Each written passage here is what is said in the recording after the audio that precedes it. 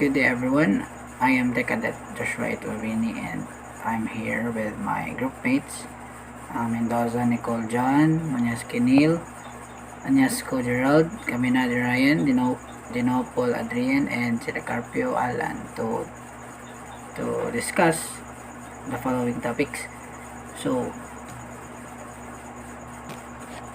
learning objectives of this presentation is to discuss the models of global sustainability development, discuss the history of sustainable development, and discuss about the first 9 of the 17 sustainable development goals of UN, because group 2 will discuss the other 8 of it. So let's get started. Models of global sustainability development. So as sustainability champions, we are sometimes confronted by frustrated people who ask what we mean by sustainability. What they really want to know is sustainability's relevance to them, their organizations, or their community. Is it a threatening concept or a friendly one? Or maybe it's just a fancy multiple syllable word or for something to which they are already paying attention, at least partially. As we attempt to clarify others' perception and misconceptions, it is helpful to have a few definitions and models in our toolkit to facilitate the discussion. The 1987 report of the Brundtland Commission, Our Common Future, defines sustainable development as meeting the needs of the present generation without compromising the ability of future generations to meet their own needs. To supplement that touchstone definition and others, here are three sustainability models that might help explain what a sustainable society looks like. So, first is this one, the three-legged stool model. So the three-legged stool model reinforces the three dimensions that are required for us to enjoy a high quality of life and shows that society is unstable if one of them is weak. So the downside of this is that the economic, environmental, and social legs look separate and equal. Some people add a fourth leg or dimension, which is culture. They see culture as intertwined with the social leg, but organizations like Living Principles divide the social aspect into people and culture. They define the people dimension as actions and issues that affect all aspects of society, including poverty, violence, injustice, education, healthcare, safe housing, labor, and human rights. And the culture dimension as actions and issues that affect how communities manifest identity, preserve and cultivate traditions, and develop belief systems and commonly accepted values. Living Principles refer to the economy, environment, people, and culture as sustainability streams. Others refer to 3 or 4 pillars of sustainability. Metaphors abound. So the next one is the 3 overlapping circles model. So the three overlapping circles model of sustainability acknowledges the intersection of economic, environmental, and social factors depending on our mindset. We resize the circles to show that one factor is more dominant than the other. So, for example, some business leaders prefer to show the economy as the largest circle because it is the most important to their success and it makes their world go round. So they draw society as the second largest circle because that is where their customers and other important stakeholders live. The environment would be the smallest because it is the most external and standard external to standard business metrics. Unfortunately, this model implies that the economy can exist independently of society and the environment, that the part of the red circle that does not overlap with the blue and green circles has an existence of its own. This large incongruity leads us to the next, more accurate model.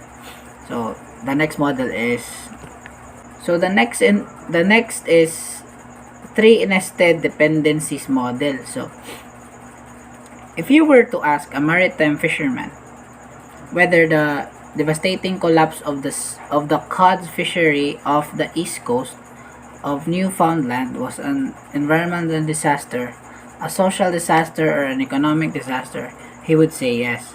So the three nested dependencies model reflects this codependent reality.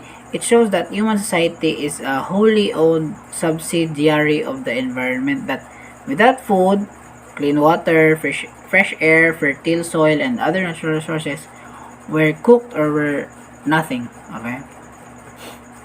So it is the people in the society who decide how they will exchange goods and services. That is, they decide what economic model they will use. Because they create their own economies, they can change them if they find their current economic models are not working to improve their quality of life. To add another metaphor, the economy is the tail and society is the dog, not vice versa. So the economy is the tail and the society is the dog. So tuyok-tuyok, they are so in this metaphor, a dog is running around chasing his tail, right? So the the models do the same. Okay. To be fair, the society-economy relationship is symbiotic. During the recent recession, the economic downturn had a significant impact on people's quality of life. Good jobs are so important to the vibrant modern-day society that sustainability champions who portray the economy as subservient to society are sometimes accused of being naive about how the real world works. So that's all. Thank you. Good day, everyone. I'm Decadet Manyaski. So I'm here to report about history of Sustainable Development Goal. So as 2015 was approaching, it was very clear that the UN desperately needed a successor for the Millennium Development Goals, one which was going to overcome the challenges that plagued them. So, as the first step in 2012 during the Rio Plus 20 conference, the UN formed two teams to build an elaborate agenda to replace the MDGs for the UN's upcoming 2015 conference in New York. So the two teams were the UN Task Team, chaired by the Prime Minister of the UK and the Presidents of Liberia and Indonesia, and the Common Working Group managed by the Intergovernmental Groups. The UN Task Team was responsible for preparing the UN's post-2015 agenda, whereas the Open Working Group was responsible for preparing new development goals and setting targets. The Open Working Group worked with society organizations, consulted all members and countries, engaged the public using face-to-face and online meetings and door-to-door surveys. Both groups worked in parallel and combined their knowledge over this 3-year period, which is known as the post-2015 developmental agenda. So, encompassing both the agenda and the goals and targets. In September 2015, during the conference in New York, after the 3 years of negotiations and battles, the UN showcase the blueprint to achieve a better and sustainable future for all, known as the Sustainable Developmental Goals, or as Sustainable Development Goals.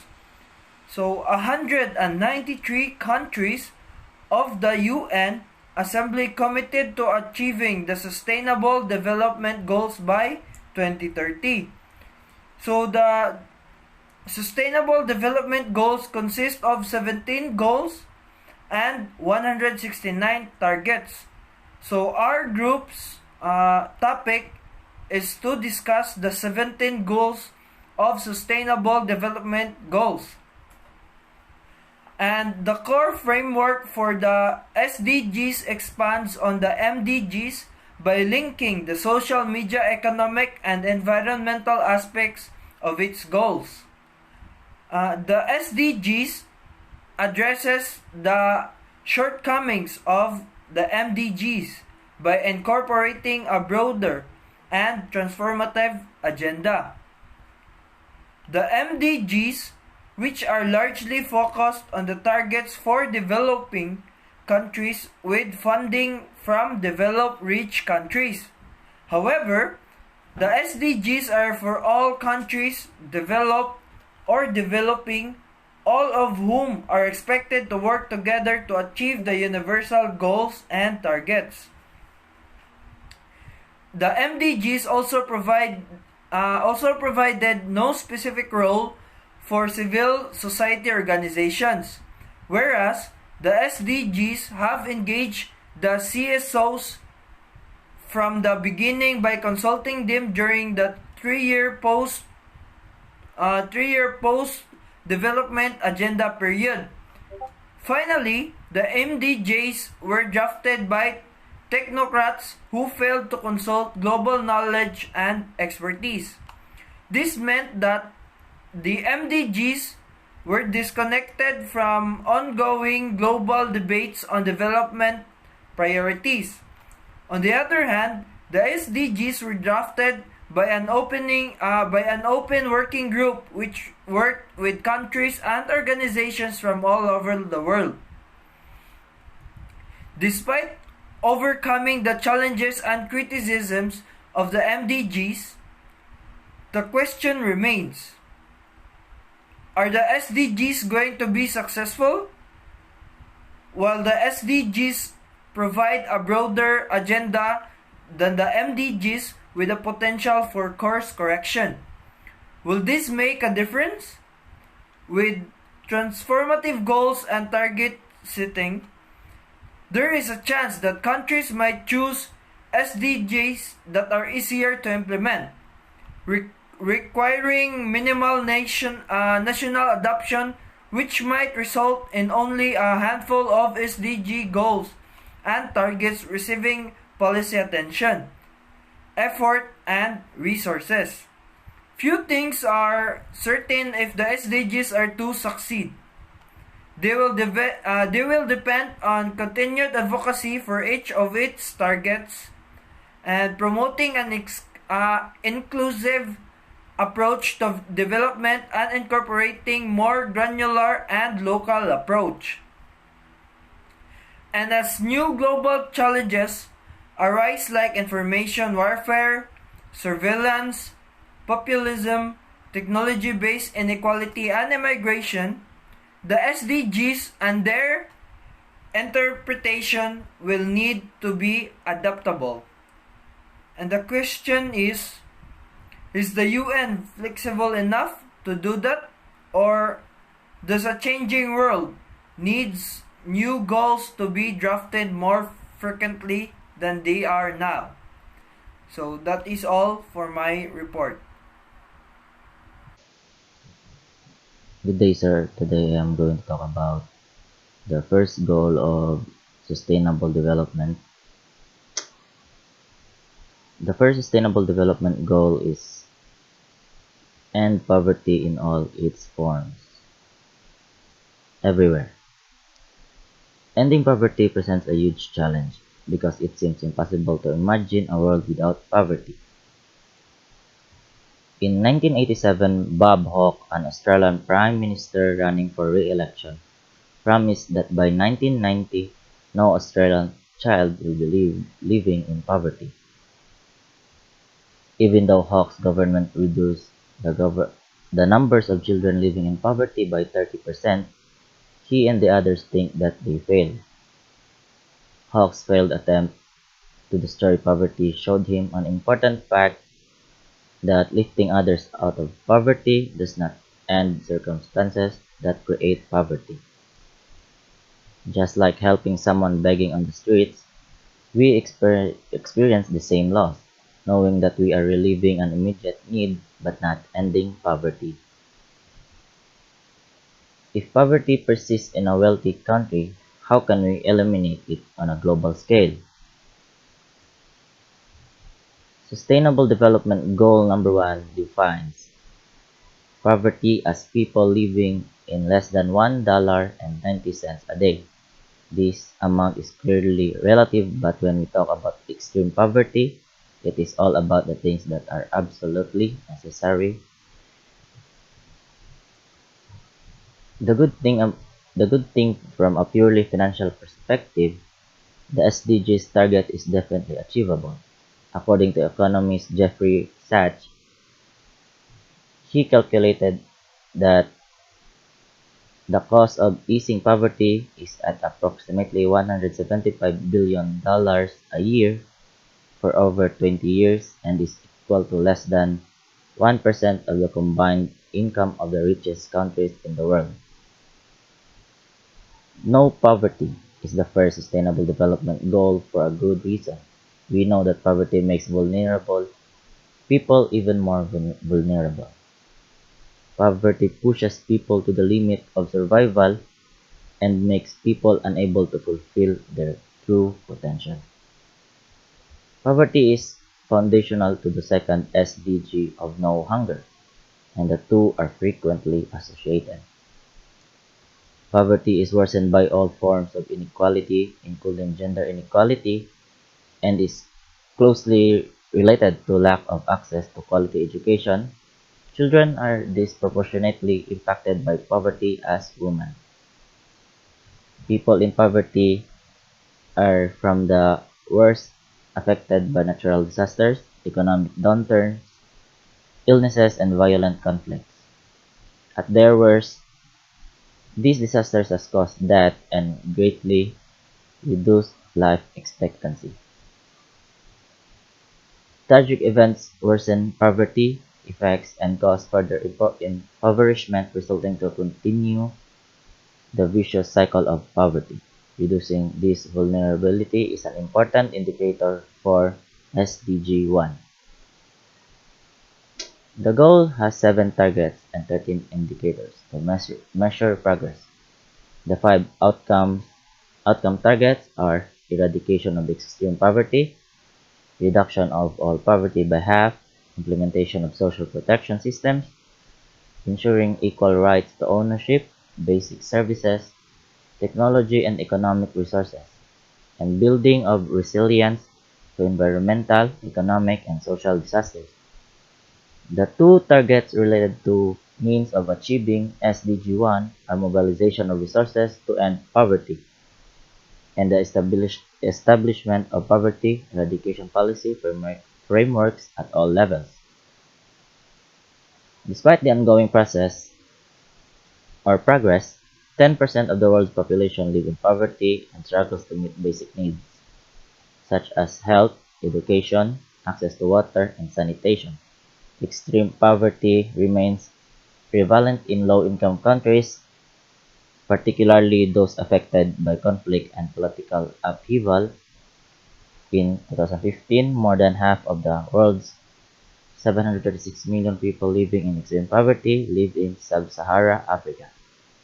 Without a significant shift in social policy, extreme poverty will dramatically increase by 2030. The rural poverty rate stands at 17.2% and 5.3% in urban areas. Nearly half are children. A study published in September 2020 found that poverty increased by 7% in just a few months due to COVID-19 pandemic, even though it had been steadily decreasing. Good day, sir. I am Dikadet Kaminadi. So, I'm going to do is to discuss about the zero hunger, no hunger. So, zero hunger is the second sustainable development goal.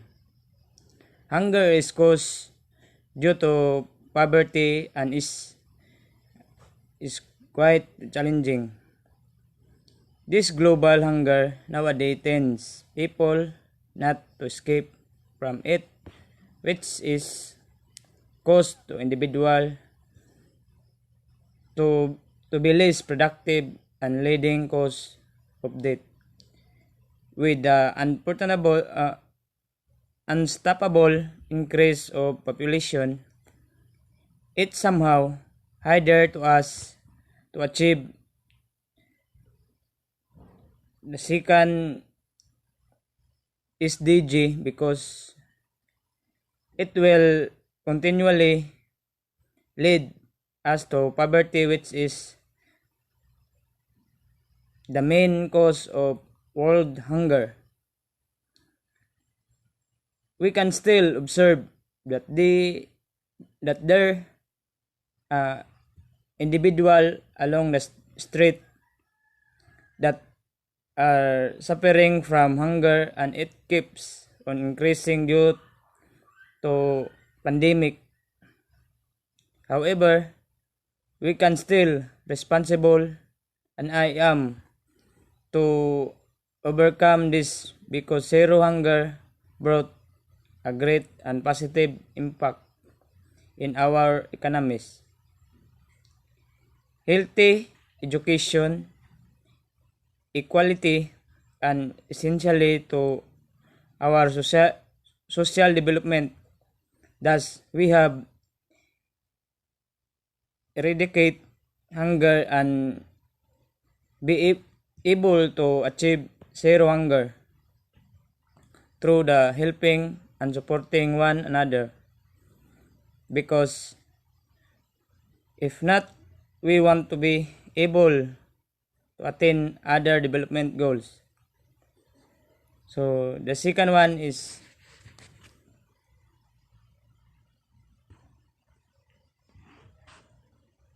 good and good and healthy and willing being. So good, healthy, and willing being. So good, healthy, and willing being is must to us because without this we won't be able to achieve the rest of the sustainable goals. Remember, the health is wealth. This is a goal to promote good health and well-being top all age in our world. This would enable us to successfully overcome difficulty and achieve that we can out of life. At the moment, we are facing current global health issue, which is the COVID-19, wherein we strictly prohibited to go on public areas without following the necessary healthy protocols. It is a growing evidence that social environment impact our health. Thus, we have to be vigilant and be careful with our healthy all the times. So good, healthy, and well-being is the important to our life because this is this is the big impact to each and everyone. So we can uh, need need to what do you call that,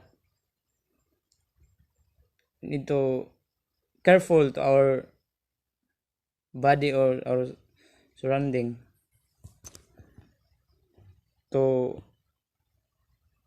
get a healthy body. That's all. Thank you. Good day everyone. I'm the Cadet Sir Carpio. So my topic is Goal 4 and Goal 5, quality education and gender equality. So first is quality education. So quality education by 2030 ensure that all girls and boys complete free, equitable in quality primary and secondary education, leading to relevant, effective learning outcomes and equal access to quality free primary education.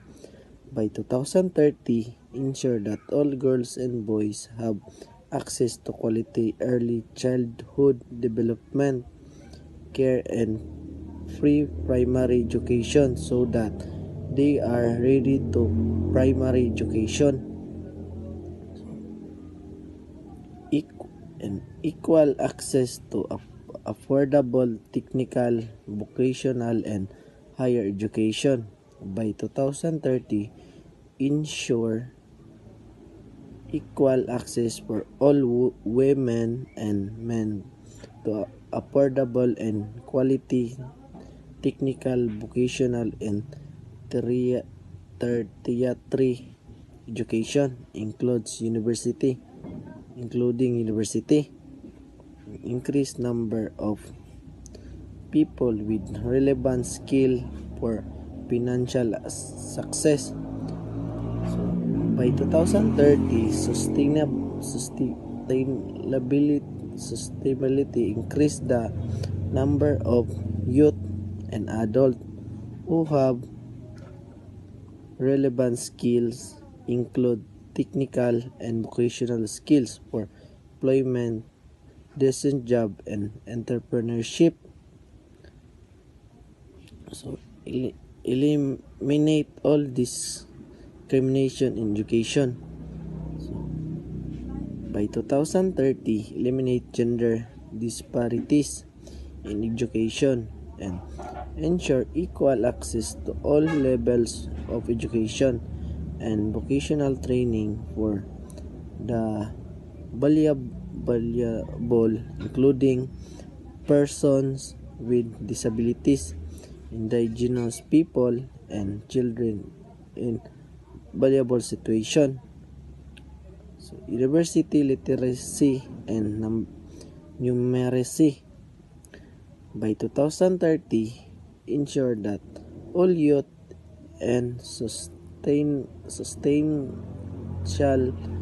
proportion of adult, both men and women, achieve literacy and numeracy. So, education for sustainable development and global citizen. By 2030, ensure that all learning acquire the knowledge and skill needed to promote sustainable development including among other through education for sustainable development and sustainable lifestyle, human rights, gender equality, proportion for culture of peace and non-violence, global citizenship, and appreciation of cultural diversity and of culture distribution to sustainable development. So, build and upgrade exclusive and safe school. Build and upgrade education facilities that are child disability and gender sensitive and provide safe, non-violent, include an effective learning environment for all.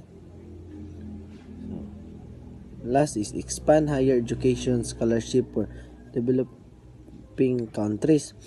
By 2020, expand globally the number of scholarship available to developed countries, in particular less developed countries, small island developing state, and African countries for enrollment in higher education, including vocational training, information and communication technology, technical engineering, and scientific program in developed countries and other developing countries. So, goal 5, gender equality. Gender equality is not only a fundamental human right, but a necessary foundation for a peaceful, prosperous, and sustainable world. There has been progress over the last decades. More girls are going to school. Fewer girls, uh, fewer girls are forced into early marriage. More women and serving parliaments and position of leadership and laws are being performed to advance gender equality. Despite this gain, many challenges remain. Discriminatory laws and social norms remain pervasive. Women continue to be unrestricted at all levels and political leadership, and one in five women and girls between age of 15 to 49 report experiencing physical or sexual violence by intimate partner within a 12 months period. The effect of COVID-19 pandemic could reverse the limit progress that has been made on gender equality and women's rights.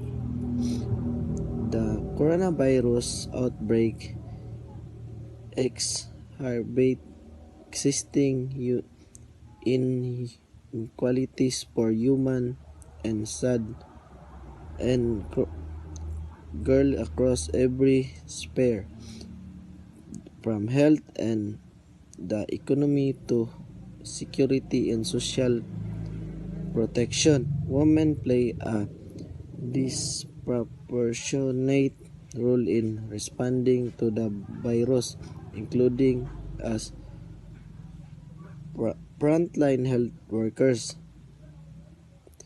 and carers at home. Women paid care works has increased significantly as a result of school closure and the increased need of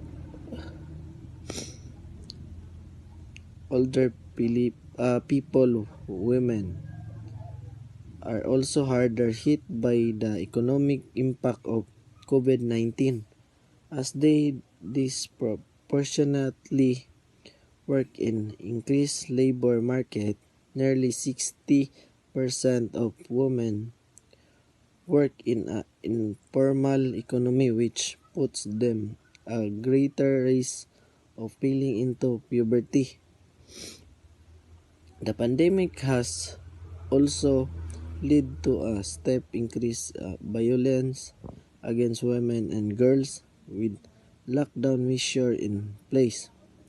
Many women are trapped at home with their abusers, struggling to access service that all are suffering from cuts and restriction. Emerging data show that since the outbreak of pandemic, violence against women and girls, in particular domestic violence, So start. Good morning, good afternoon, and good evening, everyone. This is Cadet Anyasco, and this video is all about the UN's goal number 6, which is clean water and sanitation. And the second one is goal number 7, which is affordable and clean energy. So let's start with goal number 6. So sustainable management of water resources and access to safe water and sanitation are essential for unlocking economic growth and productivity, and provide a significant leverage for existing investment in health and education. The natural environment, such as forests, soil, and wetland, contributes to management and regulation of water and water quality, strengthening the resilience of watershed and completing the investment of physical infrastructure and institutional regulatory arrangement for water access, use, and disaster preparedness. Water shortage undercut food security and the income of rural farmers, while improving water management makes national economies, the agriculture and food sector, more resilient to rainfall variability and able to fulfill the need of growing population. Protecting and restoring water-related ecosystem under biodiversity can ensure water purification and water quality standard. UNEP is working to develop a coherent approach to measure water-related issues, including drought. All the SDG indicator under Goal 6 are coordinated by UN Water, and UNEP actively work with UN Water and the UN Water partners on these indicators. UN Water has developed a data portal as a hub for SDG 6. Additionally, the Global Environmental Monitoring Initiative for SDG 6 acts a coordinating initiative for all SDG 6 methodologies.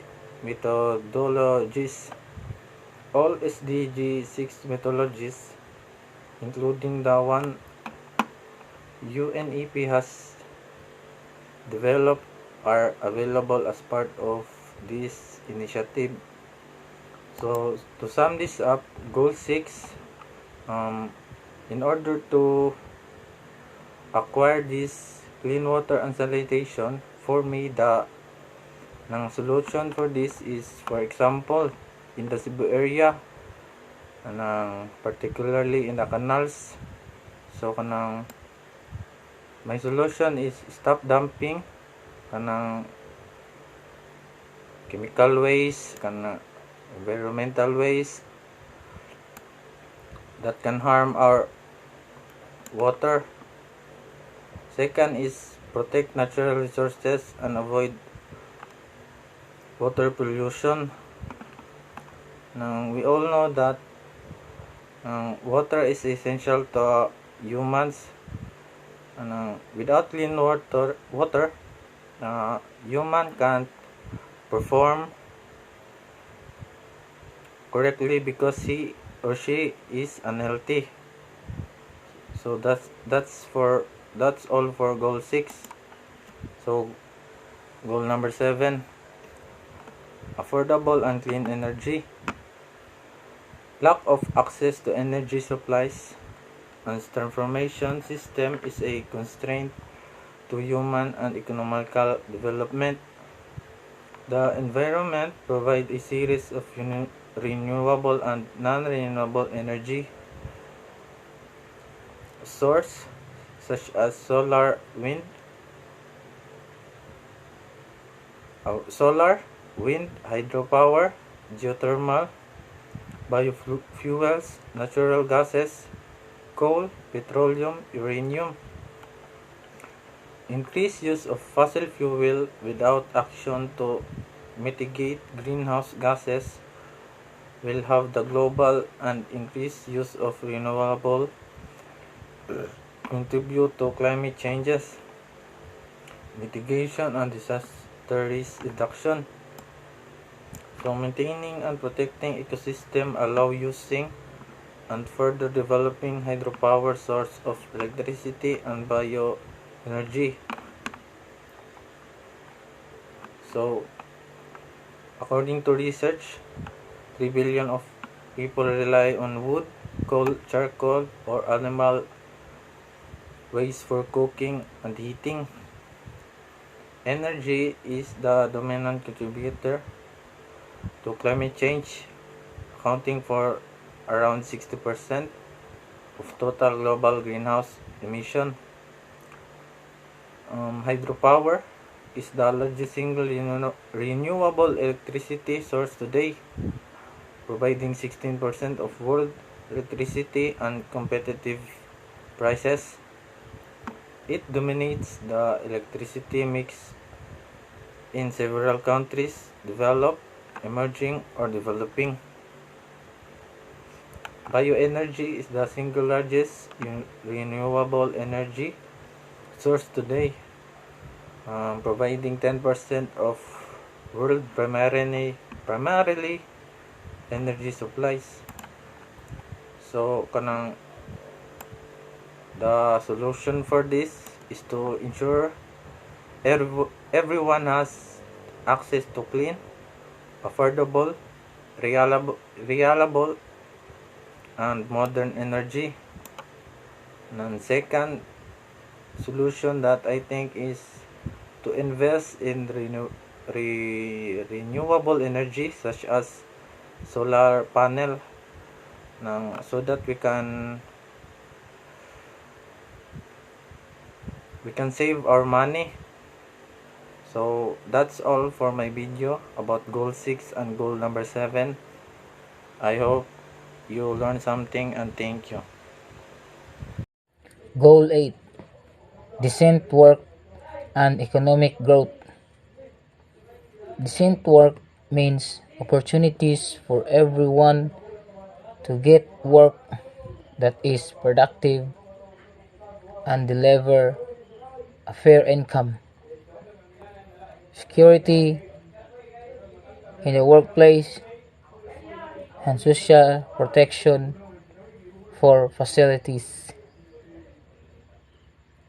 Better prospects for personal development and social integration.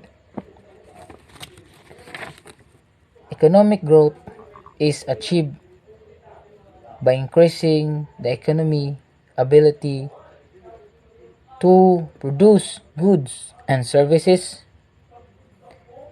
This goal is best indicated by measuring the growth rate of production.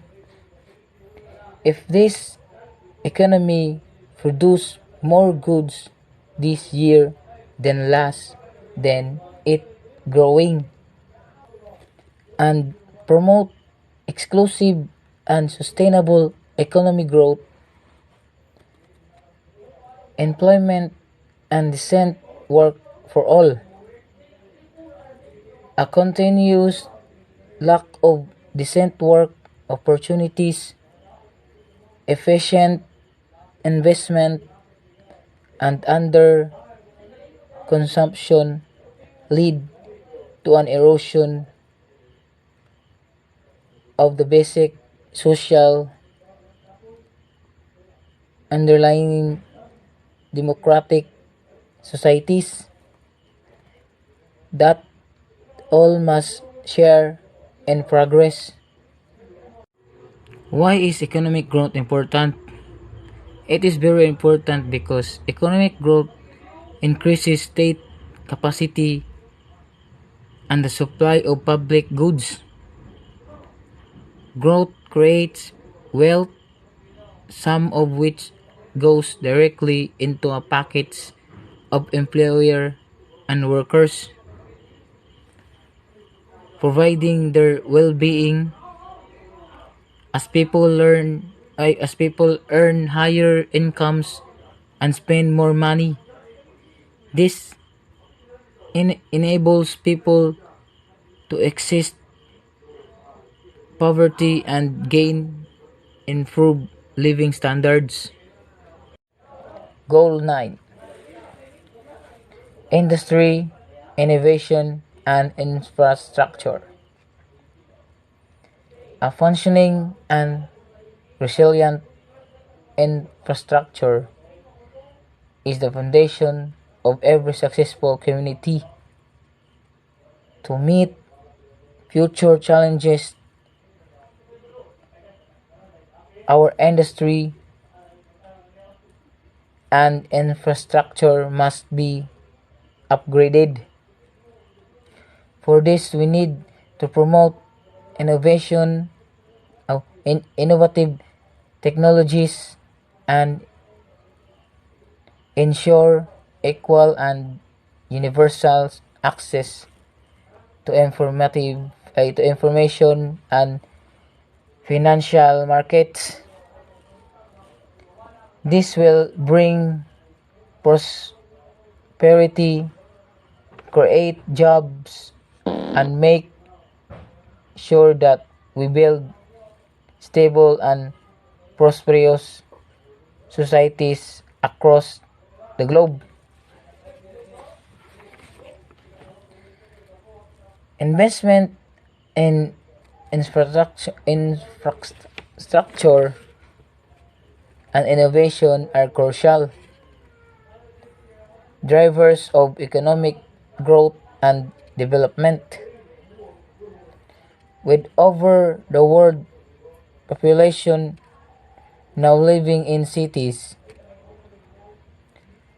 mass transport and renewable energy and becoming ever more important, as are the growth of new industry and information and communication technologies. Technological progress is also key to finding lasting solutions to both economics and environmental challenges, such as providing new jobs and promoting energy efficiency, promoting sustainable industry, and investing in scientific research and innovative are all important way to facilitate sustainable development.